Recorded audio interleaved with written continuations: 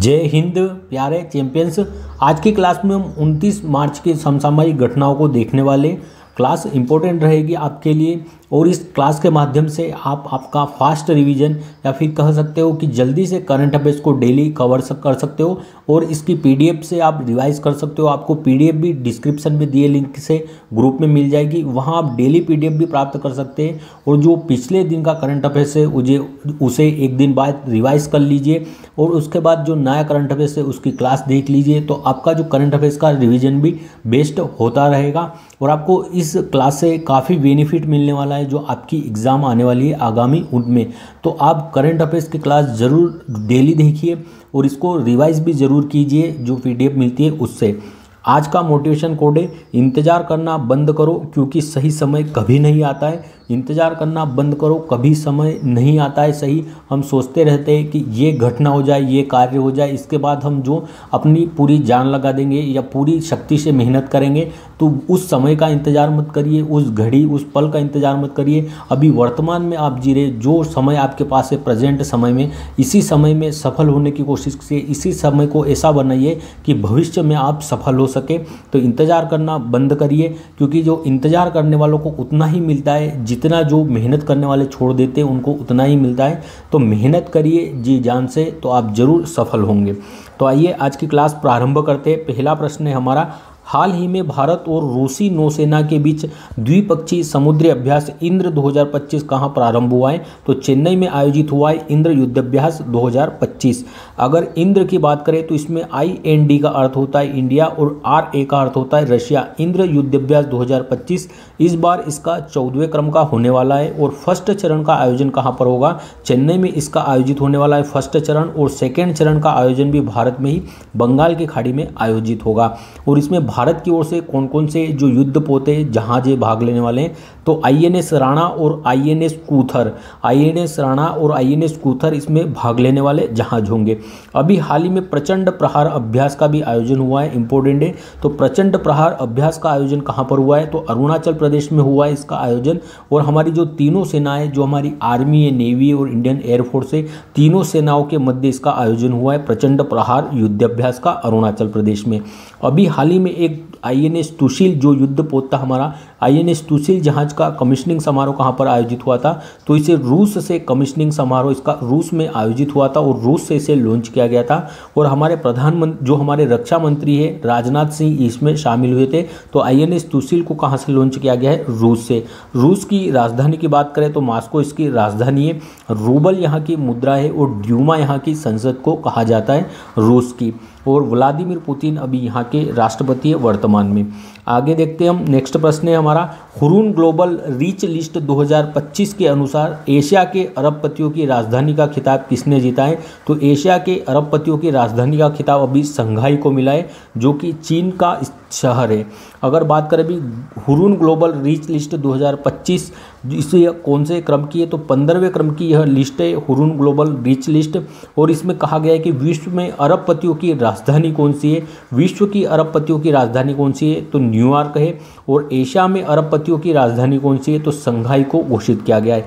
Asia में अरबपतियों की राजधानी कौन है? तो इसमें पहले स्थान पर संघाई, अर्थात संघाई में सर्वाधिक अरबपति निवास करते हैं। सेकेंड स्थान पर है एशिया में बीजिंग और तीसरे स्थान पर है मुंबई। अगर विश्व में बात करें, विश्व में मुंबई कौन सा स्थान है? तो विश्व में 5वें स्थान पर है मुंबई और विश्व में पहले स्थान पर न्यूयॉर्क है। एशिया में पहले स्थान पर संघाई है, दूसरे स्थान पर बीजिंग है और तीसरे स्थान पर मुंबई है। अगर बात करें विश्व के सबसे अमीर व्यक्ति कौन है? तो विश्व के सबसे अमीर व्यक्ति पागल सुनता है जो एलोन मस्क सबसे अमीर व्यक्ति है। ये कौन सी कंपनी के मालिक है? तो जो टेस्ला है, स्पेस एक्स है और जो एक्स है ट्विटर, इसके मालिक है एलोन मस्क। अगर बात करें टॉप 10 अमीर, जो टॉप 10 अमीर है उससे इस सूची से कौन बाहर हो गया है? तो टॉप 10 अमीरों की सूची से अभी भारत के जो मुकेश अंबानी जी है यह बाहर हो चुके हैं। एशिया में टॉप पर कौन है अरबपतियों की सूची में? तो अभी मुकेश अंबानी जी एशिया में टॉप पर है, लेकिन टॉप 10 अरबपति है जो उनकी सूची से बाहर हो गए हैं। अगर बात करें सबसे ज़्यादा अरबपति किस देश में निवास करते हैं, देश की बात करें तो पहले स्थान पर USA है, दूसरे स्थान पर चीन है और तीसरे स्थान पर हमारा भारत है। विश्व की टॉप 5 महिलाओं में, ये पहली बार टॉप 5 महिलाओं में कोई महिला आई है, इसलिए इंपॉर्टेंट है। विश्व की टॉप 5 महिलाओं में पहली बार कौन भारतीय महिला आई है, किस भारतीय महिला का टॉप 5 में नाम आया है, तो जो रोशनी नादार जी है, जो HCL की मालिक है रोशनी नादार जी, यह जो है टॉप 5 में इन्होंने जगह बनाई है। अगर संघाई की बात करें तो किस नदी के किनारे स्थित है, यह यांगटीसी नदी के किनारे स्थित है और चीन की वाणिज्यिक राजधानी है संघाई। एशिया की सबसे लंबी नदी भी हमारी कौन सी है, यांगटीसी है। एशियो संघाई सहयोग संगठन की बात करें अगर तो इसका हेडक्वार्टर कहाँ पर है, बीजिंग चीन में इसका हेडक्वार्टर है। स्थापना इसकी 1996 में होती है, लेकिन इसका नाम एशियो कब होता है, 2001 में इसका नाम एशियो होता है। इसकी स्थापना 1996 में होती है। और न्यू मेंबर अभी 10वें क्रम का सदस्य कौन बना इसका, तो बेलारूस इसका 10वां सदस्य बनता है। और 2024 में इसकी बैठक कहाँ होती है अभी, तो अस्ताना कजाकिस्तान में इसकी 2024 में बैठक होती है। यहीं पर बेलारूस को 10वां सदस्य बनाया गया है इसका। अगर बात करें अभी हाल ही में तो G20 की बैठक कहाँ पर हुई थी इस बार, तो ब्राज़ील की अध्यक्षता में G20 की बैठक होती है इस बार। अगर बात करें G7 की अध्यक्षता किसने की थी, तो इटली के पुगलिया में G7 का आयोजन हुआ था इस बार। COP29 का आयोजन कहाँ पर हुआ था, कॉन्फ्रेंस ऑफ पार्टीज 29, तो बाकू अजरबैजान में इसका आयोजन हुआ था। आसियान की बैठक कहाँ हुई थी इस बार, आसियान संगठन की बैठक, तो जो लाओस की राजधानी है वियंतिने, यहाँ इस बार है जो बैठक होती है किसकी, आसियान की बैठक लाओस की राजधानी वियंतिने में होती है, ये आपको ध्यान में रखना है।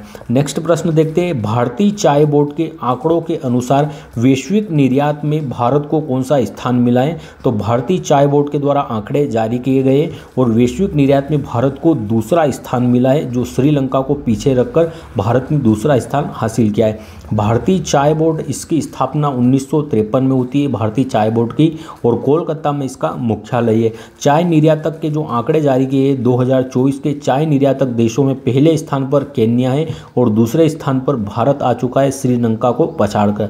तो पहले स्थान पर विश्व में केन्या है, दूसरे स्थान पर भारत है।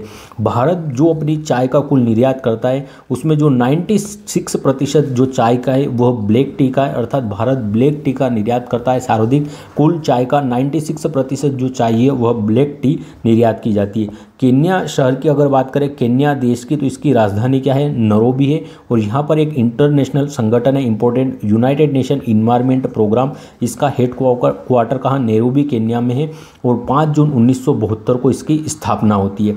मसाई जनजाति भी कहाँ पर निवास करती है, तो मसाई जनजाति भी केन्या में निवास करती है। पिग्मी जनजाति भी कहाँ पर निवास करती है, तो यह भी अफ्रीका महाद्वीप में निवास करती है। और कौन से, कांगो नदी बेसिन में पिग्मी जनजाति निवास करती है, जो कि दुनिया की सबसे छोटे कद वाली जनजाति है। यहाँ पर ही बुशमैन जनजाति भी निवास करती है, कहाँ पर, अफ्रीका महाद्वीप में। और ये जो काला हरी मरुस्थल है, काला हरी मरुस्थल, यहाँ पर निवास करती है बुशमैन जनजाति। अभी कुछ समय पहले हल्दी बोर्ड का हेडक्वार्टर कहाँ पर स्थापित हुआ है, हल्दी बोर्ड का गठन हुआ था, तो निजामाबाद तेलंगाना में हल्दी बोर्ड का जो हेडक्वार्टर है। तंबाकू बोर्ड का, जो तंबाकू बोर्ड है, इसका नया नाम क्या हो गया है, तो वाणिज्य कृषि अनुसंधान संस्थान इसका नया नाम हो गया है। और राजमुंद्री जो आंध्र प्रदेश है, यहाँ पर इसका हेडक्वार्टर है। तंबाकू निषेध दिवस कब मनाया जाता है, तो 31 मई को मनाया जाता है। 31 मई को तंबाकू निषेध दिवस मनाया जाता है। नेक्स्ट प्रश्न देखते हैं हम, गणित के नोबल एबल पुरस्कार 2025 से किसे सम्मानित किया गया है, तो गणित का नोबेल पुरस्कार कहा जाता है एबल पुरस्कार को। और यह जापान के मासाकी काशीवारा, जो मासा जी है, मासाकी काशीवारा, इन्हें एबल पुरस्कार मिला है। एबल पुरस्कार गणित का नोबेल पुरस्कार कहा जाता है इसे। और 2003 से यह स्टार्ट होता है एबल पुरस्कार देना। और कितना अमाउंट दिया जाता है, कितनी राशि इसमें दी जाती है, तो 4.5 मिलियन क्रोन की इसमें राशि दी जाती है। क्रोन कहाँ की मुद्रा है, तो यह नॉर्वे की मुद्रा है, तो नॉर्वे के द्वारा दिया जाता है। मासाकी काशीवारा को दिया गया है। मासाकी काशीवारा यह जापान के हैं और इन्हें गणित का नोबेल पुरस्कार कहा जाने वाला एबल पुरस्कार दिया गया है। अभी एक सम्मान और दिया गया है, इसको भी याद रखना है आपको, इंपॉर्टेंट है। सरस्वती सम्मान किसके द्वारा दिया जाता है, तो के फाउंडेशन, जो के बिरला फाउंडेशन है, सरस्वती सम्मान प्रदान करता है।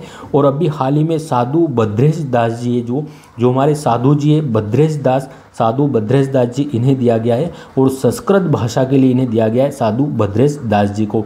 और इनका कौन सा ग्रंथ है, कौन से ग्रंथ के लिए दिया गया है, तो स्वामी नारायण सिद्धांत सुधा, स्वामी नारायण सिद्धांत सुधा बुक के लिए इन्हें सरस्वती सम्मान दिया गया है। 1951 से इसका शुभारंभ होता है सरस्वती सम्मान का। और जो फर्स्ट बार किसे दिया गया था, तो हरिवंश राय बच्चन जी को फर्स्ट बार दिया गया था। यह पहली बार पुरस्कार किसे दिया गया था, तो हरिवंश राय बच्चन साहब को दिया गया था। आगे देखते हैं हम, विनोद कुमार शुक्ल जी को भी हाल ही में कौन सा पुरस्कार दिया गया है, तो 59वें क्रम का ज्ञानपीठ पुरस्कार अभी किसे दिया गया है, तो यह हिंदी भाषा के लिए दिया गया है। और जो विनोद कुमार शुक्ल जी इन्हें दिया गया है ज्ञानपीठ पुरस्कार। और कहाँ के रहने वाले हैं, तो छत्तीसगढ़ के रहने वाले हैं, इन्हें मिला है 59वें क्रम का ज्ञानपीठ पुरस्कार। व्यास सम्मान से अभी सूर्यबाला जी को सम्मानित किया गया था। और कौन देश का वासी, जो इनका उपन्यास है, इसके लिए इन्हें व्यास सम्मान से सम्मानित किया गया था। आगे देखते हैं, नेक्स्ट प्रश्न है, ग्लोबल फाइनेंशियल सेंटर्स इंडेक्स 37 की समग्र श्रेणी में गुजरात की गिफ्ट सिटी को कौन सा स्थान मिला है। अगर देखें ग्लोबल फाइनेंशियल सेंटर्स इंडेक्स में गुजरात की गिफ्ट सिटी इसे 46वां 46 स्थान मिला है। ओवरऑल इंडेक्स में जो गिफ्ट सिटी है गुजरात की, इसे 46वां स्थान मिला है। और टॉप स्थान पर कौन रहा है इसमें, तो इस इंडेक्स में टॉप स्थान पर न्यूयॉर्क रहा है, जिसे बिग एप्पल सिटी भी कहा जाता है। और गगनचुंबी इमारतों का शहर भी किसे कहा जाता है, तो यह न्यूयॉर्क को कहा जाता है। और ग्लोबल फाइनेंशियल सेंटर्स इंडेक्स की समग्र श्रेणी की सूची में गिफ्ट सिटी को 46 स्थान मिला है, पहले स्थान पर न्यूयॉर्क है। अगर बात करें जो न्यूयॉर्क है किस नदी के किनारे स्थित है, तो हडसन नदी के किनारे स्थित है न्यूयॉर्क। और न्यूयॉर्क में ही जो यूएनओ का मुख्यालय कहाँ पर स्थित है, तो जो यूएनओ का मुख्यालय संयुक्त राष्ट्र संघ का, तो मैनहट्टन द्वीप पर इसका मुख्यालय स्थित है। और इसका स्थापना कब हुई थी यूएनओ की, संयुक्त राष्ट्र संघ की, तो 24 अक्टूबर 1945 को इसकी स्थापना होती है। और 24 अक्टूबर को इसलिए संयुक्त राष्ट्र दिवस के रूप में मनाया जाता है। अगर गिफ्ट सिटी, गिफ्ट का फुल फॉर्म देखेंगे तो जी से तो गुजरात हो गया, कहाँ पर है गिफ्ट सिटी, गुजरात में। तो गिफ्ट सिटी का फुल फॉर्म है Gujarat international finance tech city, Gujarat international finance tech city इसका फुल फॉर्म है गिफ्ट सिटी का। और 46 स्थान इसने हासिल किया है, ये आपको ध्यान में रखना है। HDI जो ह्यूमन डेवलपमेंट इंडेक्स है, इसमें कौन सी रैंक है हमारी, तो 134वां स्थान है ह्यूमन डेवलपमेंट इंडेक्स में हमारा। अगर बात करें कि जो साइबर अपराध सूचकांक है, साइबर अपराध में हमारा कौन सा स्थान है, साइबर अपराध में हमारा कौन सा स्थान है, तो साइबर अपराध में हम 10वें स्थान पर थे। और साइबर हमलों में कौन से स्थान पर है, तो भारत साइबर अपराध में 10वें स्थान पर है, लेकिन साइबर हमलों में सेकेंड स्थान पर है। पहले स्थान पर USA और दूसरे स्थान पर जो है भारत है। अगर बात करें जो एशिया फायर पावर इंडेक्स है, एशिया पावर इंडेक्स है, एशिया पावर इंडेक्स में भारत की कौन सी रैंक है, तो 3rd रैंक है एशिया पावर इंडेक्स में। और भारत की जो फायर पावर इंडेक्स है, अर्थात किस देश की सेना कितनी शक्तिशाली है, तो फायर पावर इंडेक्स में भारत का कौन सा स्थान है, 4था स्थान है। नेक्स्ट प्रश्न देखते हैं, खेलो इंडिया पैरा गेम्स 2025 की पदक तालिका में शीर्ष स्थान किसे मिला है, तो खेलो इंडिया पैरा गेम्स 2025 की पदक तालिका में शीर्ष स्थान हरियाणा को मिला है। पहली बात, इसका आयोजन कहाँ पर हुआ है, खेलो इंडिया पैरा गेम्स 2025 का, तो नई दिल्ली में इसका आयोजन होता है। और टॉप पर कौन रहा है यहाँ पर, तो पहले स्थान पर हरियाणा रहा है, कुल 34 गोल्ड के साथ 104 पदक जीते हैं हरियाणा के द्वारा। तीसरे स्थान पर कौन सा जो राज्य रहा है, तो तीसरे स्थान पर 3rd स्थान पर हमारा उत्तर प्रदेश राज्य रहा है, जिसने कुल 64 पदक जीते हैं, जिसमें से 23 गोल्ड पदक है। चौथे स्थान पर राजस्थान रहा है, जिसने कुल 64 पदक जीते हैं, राजस्थान ने भी, लेकिन इसके गोल्ड कितने हैं, तो 22 गोल्ड के साथ जो चौथे स्थान पर है राजस्थान। पहले स्थान पर हरियाणा है, तीसरे स्थान पर उत्तर प्रदेश है, और चौथे स्थान पर हमारा राजस्थान है। ये आपको ध्यान रखना है। ओवरऑल कितने पदक जीते हरियाणा ने, तो 104 पदक जीते हैं। जो पेरिस ओलंपिक हुए थे, पेरिस ओलंपिक में भारत का कौन सा स्थान था, तो 71 स्थान था, 71वें स्थान पर था पेरिस ओलंपिक में भारत। और पैरा गेम्स हुए थे, जो ओलंपिक्स के पैरा गेम हुए थे, इनमें कौन से, तो 18वें स्थान पर था भारत, जो पैरा ओलंपिक हुए थे इसमें। तो आपको ध्यान में रखना है ये चीज़ें भी। नेक्स्ट प्रश्न देखते हैं, हाल ही में एशिया के सबसे बड़े इंटर कॉलेजिएट तकनीक और उद्यमिता महोत्सव टेक कृति 2025 का उद्घाटन कहाँ हुआ है, तो ये एशिया का सबसे बड़ा उद्यमिता महोत्सव है कॉलेज में होने वाला। तो IIT कानपुर में इसका उद्घाटन हुआ है, कहाँ पर, IIT कानपुर में। और एशिया का सबसे बड़ा इंटर कॉलेजिएट तकनीक और उद्यमिता महोत्सव है।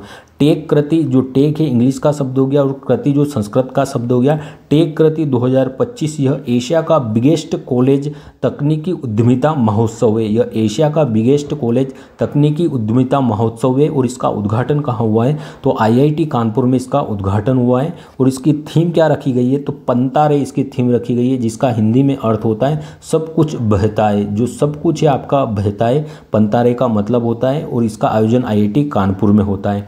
और स्टार्ट करने वाले कौन है इसका, इसे शुभारंभ किसने किया है इसका? तो जो हमारे चीफ ऑफ डिफेंस स्टाफ है अनिल जी चौहान, हमारे second chief of defence staff है अनिल चौहान, इनके द्वारा इसका शुभारंभ किया गया है IIT कानपुर में। अगर और हमारे फर्स्ट जो पहले चीफ ऑफ डिफेंस स्टाफ कौन थे? तो पहले चीफ ऑफ डिफेंस स्टाफ कौन थे? हमारे उत्तराखंड के थे, जो विपिन रावत जी थे, हमारे पहले चीफ ऑफ डिफेंस स्टाफ थे। नेक्स्ट प्रश्न देखते हैं। हाल ही में उड़ीसा में DRDO ने नौसेना के लिए सतह से हवा में मार करने वाली कौन सी मिसाइल का परीक्षण किया है? तो नौसेना की यह मिसाइल होने वाली है और सतह से हवा में मार करने वाली मिसाइल है। DRDO ने उड़ीसा में इसका सफल परीक्षण किया है। तो इस मिसाइल का नाम है VLSRSAM। VLSRSAM इस मिसाइल का नाम है। इसका फुल फॉर्म भी हम देखते हैं। DRDO की अगर बात करें तो इसकी स्थापना कब होती है? डिफेंस रिसर्च डेवलपमेंट ऑर्गेनाइजेशन की। तो 1 जनवरी 1958 को इसकी स्थापना होती है। और इसके पहले हेड कौन थे? तो दिनेश कोठारी जी इसके पहले हेड थे। वर्तमान में इसके हेड कौन है? तो समीर कामत जी वर्तमान में हेड है। और नई दिल्ली में इसका मुख्यालय है DRDO का। अभी इसने VLSRSAM मिसाइल का सफल परीक्षण कहाँ से किया है? तो इसकी टेस्टिंग चांदीपुर उड़ीसा से की गई है मिसाइल की। और ये सतह से हवा में मार करने वाली मिसाइल है, जिसमें VL का फुल फॉर्म क्या है? तो वर्टिकल लॉन्च इसका फुल फॉर्म है। एस का अर्थ है short range surface to air missile. Short range surface to air missile है। Vertical launch short range surface to air missile है। इसका सफल परीक्षण किया गया है DRDO के द्वारा। यह सतह से हवा में मार करने वाली मिसाइल है और सभी मौसम में यह कार्य करने में संभव होगी। नेवी इसे यूज़ करने वाली है। भारतीय जो जल सेना है यह इसे उपयोग करने वाली है। और ये कम दूरी की होने वाली है, अर्थात जो 50 किलोमीटर है इसकी मारक क्षमता होने वाली है। 50 किलोमीटर इसकी मारक क्षमता होने वाली है और इंडियन नेवी जो इसे यूज़ करेगी। और ड्रोन और मिसाइल पर अटैक करने के लिए इसका प्रयोग किया जाएगा। अगर किसी ड्रोन का अटैक होता है या कोई मिसाइल रहती है तो उसको नष्ट करने में इसका उपयोग किया जाएगा। वशारोध क्या है हमारी? तो कम दूरी की एयर डिफेंस सिस्टम है। कम दूरी का एयर डिफेंस सिस्टम कौन सा है? हमारा वशारोध है। गांडीव, अभी हाल ही में किस मिसाइल का नया नाम गांडीव कर दिया गया है? तो जो अस्त्र मिसाइल है हमारी, अस्त्र मिसाइल का नया नाम क्या कर दिया गया है? गांडीव कर दिया गया है। और अस्त्र किस प्रकार की मिसाइल थी? तो यह beyond visual air to air missile है। Beyond visual range air to air missile है। कैसी मिसाइल है? Beyond visual range air to air missile है हमारी अस्त्र। और इसका नाम अब गांडी हो चुका है। समर क्या है? तो यह भी एयर डिफेंस सिस्टम है हमारा समर भी। और इसमें किस मिसाइल का उपयोग हुआ है? तो आकाश मिसाइल का उपयोग किया गया है। अगर बात करें पृथ्वी कैसी मिसाइल है हमारी, पृथ्वी कैसी मिसाइल है और अग्नि किस प्रकार की मिसाइल है? तो यह जो सरफेस टू सरफेस, सतह से सतह पर मार करने वाली मिसाइल है पृथ्वी और अग्नि। अगर बात करें अस्त्र मिसाइल कैसी है हमारी, अस्त्र मिसाइल कैसी है? तो यह जो है अस्त्र मिसाइल हमारी हवा से हवा अर्थात एयर टू एयर मार करने वाली मिसाइल है अस्त्र। इसके अलावा जो त्रिशूल है, त्रिशूल किस प्रकार की मिसाइल है? त्रिशूल, तो त्रिशूल जो हमारी त्रिशूल और आकाश कैसी मिसाइल है? तो यह सरफेस टू एयर, सतह से हवा में मार करने वाली है त्रिशूल और आकाश। ये आपको ध्यान में रखना है। नेक्स्ट प्रश्न है, हाल ही में भारत के किस पड़ोसी देश में 7.7 तीव्रता का शक्तिशाली भूकंप आया है? तो किस देश में आया? म्यांमार में आया है। भारत के पड़ोसी देश में शक्तिशाली भूकंप म्यांमार में अभी 7.7 रिएक्टर का जो है भूकंप आया है। और इसी से जो प्रभावित थाईलैंड की राजधानी है बैंकॉक, जो थाईलैंड के प्रधानमंत्री है शिनावात्रा, इसने देश में आपातकाल की घोषणा कर दी है। तो जो इस भूकंप के कारण किस देश ने अपने यहाँ आपातकाल की घोषणा की है? थाईलैंड में। और 7.7 रिएक्टर तीव्रता का भूकंप कहाँ पर? म्यांमार में अभी आया है। और बैंकॉक तक इसके झटके देखे गए, जो कि बैंकॉक यहाँ से 900 किलोमीटर की दूरी पर है लगभग, जहाँ पर इसके झटके देखे गए और इस देश में आपातकाल की घोषणा कर दी गई है। केंद्र, अगर बात करें इसका केंद्र कहाँ पड़ता? तो जो म्यांमार का शहर है सांग इंग शहर, सांगइंग शहर इसका केंद्र था।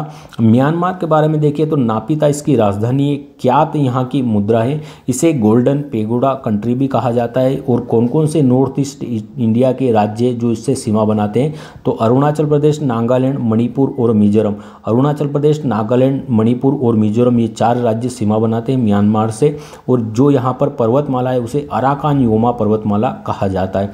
शान का पठान म्यांमार में स्थित है। इरावदी नदी यह भी कहाँ पर प्रवाहित होती है, म्यांमार में। और बर्मा जो है इसका पुराना नाम था म्यांमार का। और ये भारत का हिस्सा कब तक था, तो 1 अप्रैल 1937 से पहले तक ये भारत का हिस्सा होता था बर्मा। आगे देखते हैं हम, जो भूकंप होता है, जो भूकंप की उत्पत्ति का केंद्र होता है, जिसे भूकंप केंद्र कहते हैं, इसे क्या कहा जाता है, तो इसे हाइपो सेंटर कहा जाता है। हाइपो सेंटर कहा जाता है जहाँ से भूकंप की उत्पत्ति होती है और जहाँ पर सबसे पहले भूकंप के झटके महसूस किए जाते हैं सतह पर, उसे ईपी सेंटर कहा जाता है। क्या कहा जाता है, ईपी सेंटर कहा जाता है। नेक्स्ट प्रश्न देखते हैं हम, हाल ही में सार्वभौमिक स्वीकृति दिवस 2025 कब मनाया गया, तो 28 मार्च को मनाया गया सार्वभौमिक स्वीकृति दिवस। और इसका उद्देश्य क्या है, तो बहुभाषा को अपनाना, बहुभाषी होना और समावेशी इंटरनेट, अर्थात जो डोमेन है हर भाषा में डोमेन हो सके, तो बहुभाषी हो सके जो इंटरनेट है उसका प्रयोग, और समावेशी इंटरनेट अर्थात जो डोमेन है वह समावेशिता के साथ इसमें प्रयोग हो सके। तो सार्वभौमिक स्वीकृति दिवस 28 मार्च को मनाया जाता है।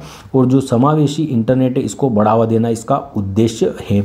अगर बात करें 12 जुलाई को भी कौन सा जो डे घोषित किया गया है पहली बार, तो आशा दिवस, होप दिवस कब मनाने की घोषणा की गई है, 12 जुलाई को की गई है। अगर बात करें हमने 21 सितंबर को अभी पहली बार कौन सा दिवस में मनाया है, तो ग्लेशियर संरक्षण दिवस कब मनाया गया, 21 सितंबर को मनाया गया है। और ये भी पहली बार मनाया गया है। हमने पहली बार ही 25 मई को कौन सा दिवस मनाया है, तो फुटबॉल दिवस मनाया है पहली बार 25 मई को। और 30 मई को कौन सा दिवस मनाया है, तो जो आलू दिवस है हमने पहली बार आलू दिवस मनाया है 30 मई को। आगे देखते हैं हम, अब कल के प्रश्नों को रिवाइज कर लेते हैं। अगर क्लास अच्छी लगी हो, आपके लिए बेस्ट हो, मैंने मेरी तरफ से आपके लिए 100% दिया है, तो आपको क्लास कैसी लगी आप कमेंट करके बताइए ज़रूरगा। और इस क्लास को अपने दोस्तों तक भी शेयर करिएगा ताकि आपकी क्लासेज जो आगे भी कंटिन्यू रह सके, क्योंकि मेरे लिए भी तभी पॉसिबल रहेगा क्लासों को कंटिन्यू रखना, तब आप मेरी हेल्प करेंगे या मुझे कुछ जो है यहाँ से कुछ बेनिफिट मिलेगा, क्योंकि हर कोई अपने जीवन को चलाने के लिए ही कार्य कर रहा है। तो मुझे अगर यहाँ से कुछ मिलेगा तभी मैं इस क्लासों को आगे अब कंटिन्यू रख पाऊँगा। तो आप क्लास को ज़्यादा से ज़्यादा शेयर करने की कोशिश भी कीजिए ताकि मेरी भी छोटी कुछ हेल्प हो सके, छोटी मोटी, ताकि मैं क्लास को कंटिन्यू रख सकूं और अन्य क्लासें भी ला सकूं। पहला प्रश्न है, हाल ही में भारत ने किस देश के साथ व्यापार को बढ़ावा देने के लिए लीबा का गठन किया है, तो श्रीलंका के साथ। नेक्स्ट है, हाल ही में अमेरिकी सीनेट ने किस भारतीय मूल के वैज्ञानिक को राष्ट्रीय स्वास्थ्य संस्थान का निर्देशक घोषित किया है, जय भट्टाचार्य जी को। 25 मार्च 2025 के अनुसार $30 बिलियन के बाजार पूंजीकरण के साथ दुनिया की सबसे बड़ी स्टील कंपनी कौन सी बन गई है, तो JSW स्टील कंपनी बनी है। प्रतिवर्ष दुनिया भर में विश्व रंगमंच दिवस कब मनाया जाता है, तो 27 मार्च को मनाया जाता है, थिएटर डे। उड़ीसा में खोजी गई नई जंगली प्रजाति जिंगीबर अर्थात अदरक की जगन्नाथी अर्थात उड़ीसा में खोजी गई है। शाहू और प्रियदर्शनी का संबंध किससे है, तो यह अदरक की प्रजाति है। चर्चा में रही सहकार आधारित सहकार का संबंध किससे है, तो टैक्सी सेवा से संबंधित है सहकार। देश की पहली स्वदेशी MRI मशीन का परीक्षण कहाँ पर होगा, तो दिल्ली एम्स में होने वाला है। किसने झज्जर बचौली वन्यजीव अभ्यारण्य को राज्य का पहला तेंदुआ सफारी विकसित करने की घोषणा की है, तो पंजाब सरकार के द्वारा।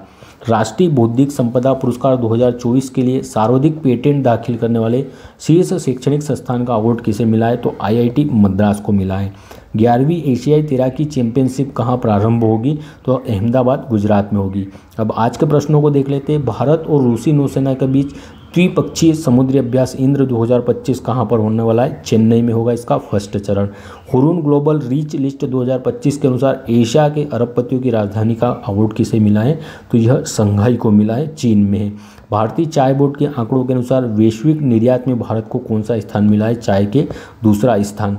गणित के नोबल एबल पुरस्कार 2025 के लिए जापान के मासाकी कासावारी को चुना गया है। ग्लोबल फाइनेंशियल सेंटर्स इंडेक्स 37 की समग्र श्रेणी में गुजरात की गिफ्ट सिटी को 46वां स्थान मिला है। नेक्स्ट है खेलो इंडिया पैरा गेम्स 2025 की पदक तालिका में शीर्ष स्थान किसने हासिल किया है? हरियाणा ने, और नई दिल्ली में आयोजित होते हैं। एशिया के सबसे बड़े इंटर कॉलेजिएट तकनीक और उद्यमिता महोत्सव टेक कृति का आयोजन कहाँ पर हुआ है? IIT कानपुर में। उड़ीसा में DRDO ने नौसेना के लिए सतह से हवा में मार करने वाली कौन सी मिसाइल का परीक्षण किया है? तो VL vertical launch SRSAM missile का सफल परीक्षण हुआ है। भारत के किस पड़ोसी देश में 7.7 का जो है तीव्रता का भूकंप आया है? म्यांमार में। सार्वभौमिक स्वीकृति दिवस 2025 28 मार्च को मनाया गया है। और क्लास अच्छी लगी हो तो लाइक ज़रूर करिएगा। धन्यवाद। जय हिंद।